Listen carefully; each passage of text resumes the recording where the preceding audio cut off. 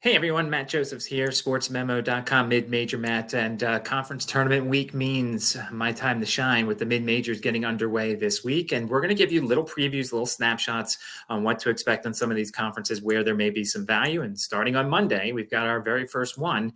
It is the Northeast Conference. And if you take a look at the bracket, you'll notice there's one game on Monday and then a whole bunch of other games. And this one's important because the teams are reseeded after the quarterfinal round, and all games are held on campus sites. So the higher seeds are the ones who are going to have the value here because they will be home the most. You'll see at the bottom of the screen, these odds are courtesy of FanDuel Sportsbook. Let's take a look at the one seed. They are Bryant, the plus 110 favorites here. Only lost twice in conference. They're winners of 4 straight, 13 of their last 14. They are the fastest paced team in this conference, shooting 54% from 2. It's a very efficient offense, a pretty good defense as well. Only 2 conference losses. They lost by 3 in overtime to Wagner back on January 6th, and they lost by 11 at Long Island back on February 12th. Charles Pride shot 3 of 21 in that game. He also fouled out. So that's taking a look at Bryant here. The 2 seed is the Wagner Seahawks, and that's Bashir Mason's team, and they're really good. 13-3 in conference.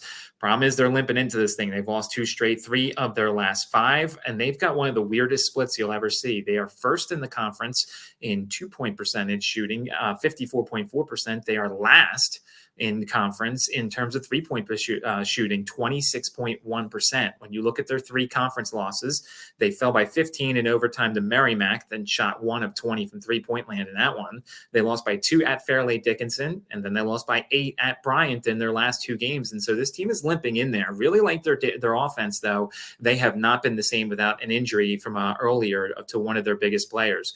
The sneaky team here in conference, I think it's Mount St. Mary's. Now, look, they're not exactly going into this thing with a lot of momentum either. They've lost 5 of their last 7.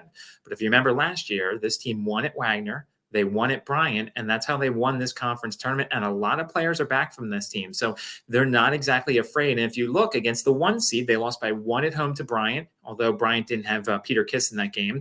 And they lost by 7 at Bryant as well. So they won't be necessarily as intimidated.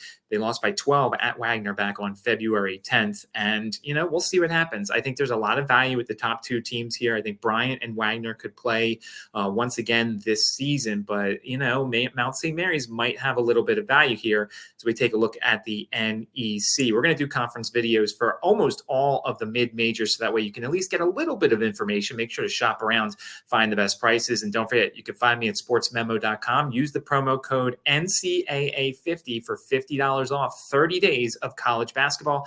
Mid-major Matt, sportsmemo.com.